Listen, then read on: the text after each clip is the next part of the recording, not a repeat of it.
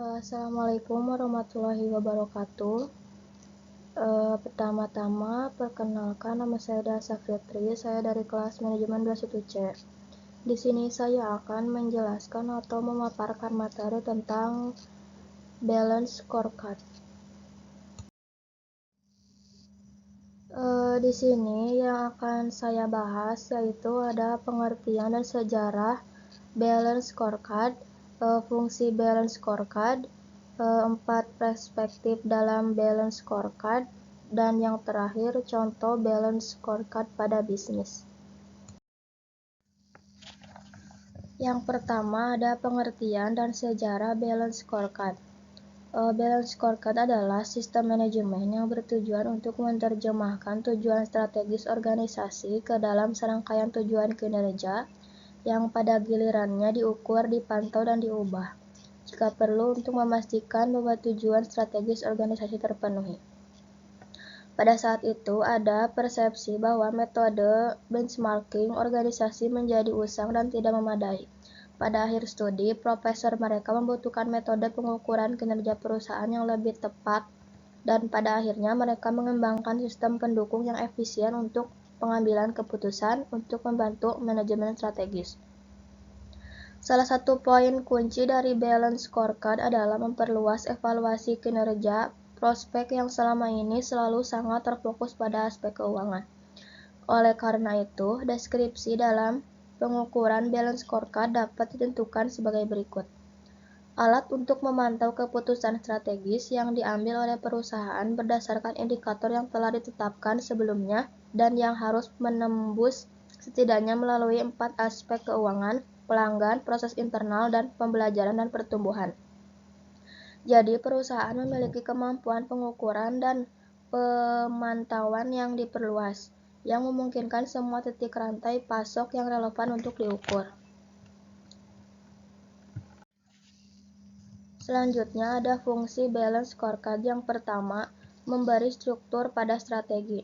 Tidak seperti manajemen keuangan atau SDM, organisasi sering berbicara tentang kinerja dan strategi organisasi dalam berbagai cara yang berbeda dan unik. Dengan demikian, ada banyak pendekatan berbeda untuk manajemen strategis.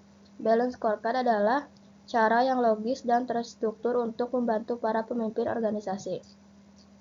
Yang kedua, mempermudah komunikasi strategi dalam bisnis. Rencana bisnis dirancang untuk menyampaikan rencana strategis dengan jelas. Ini adalah alat bantu visual yang baik dan sederhana yang digunakan untuk menyelaraskan setiap departemen atau divisi dengan tujuan mencapai tujuan bisnis tingkat tinggi. Yang ketiga, membantu karyawan melihat bagaimana tujuan individual mereka terkait dengan strategi organisasi.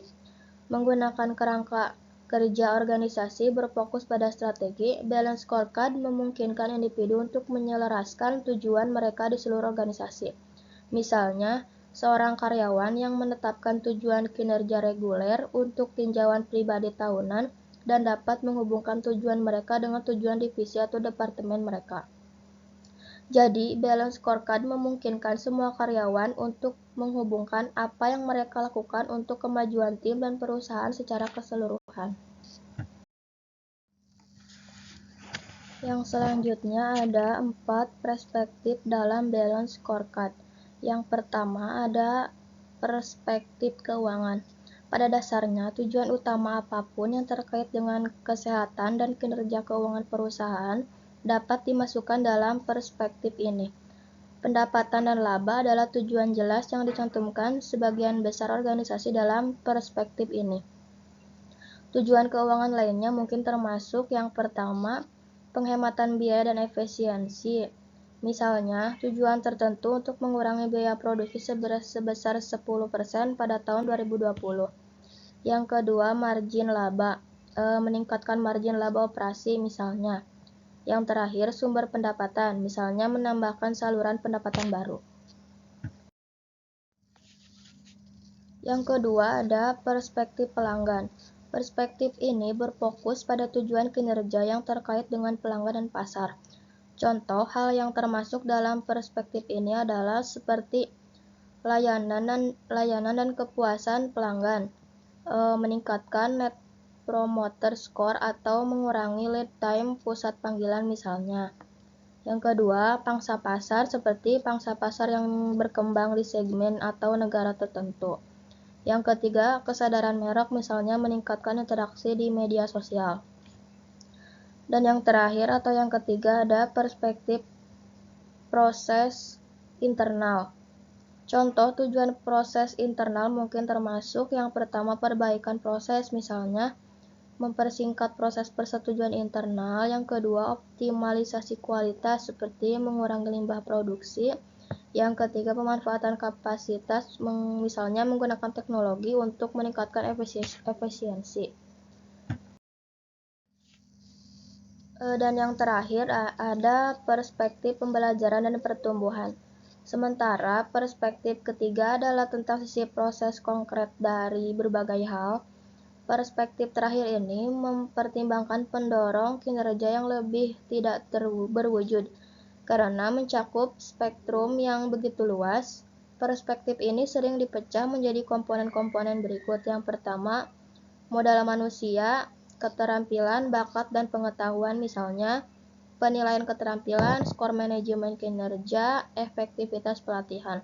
Yang kedua, modal informasi, database, sistem informasi, jaringan, dan infrastruktur teknologi seperti sistem keselamatan, sistem perlindungan data, dan investasi infrastruktur.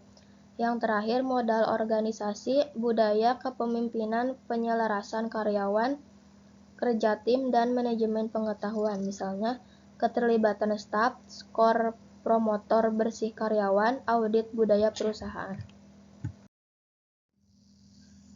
Berikut adalah contoh tabel balance scorecard di toko kopi sederhana.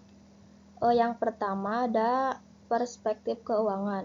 Objektivitasnya meningkatkan pendapatan, tujuannya untuk meningkatkan pendapatan bersih 10%, indikatornya laporan keuangan, dan inisiatifnya membuat aturan baru untuk pembayaran dengan metode kredit.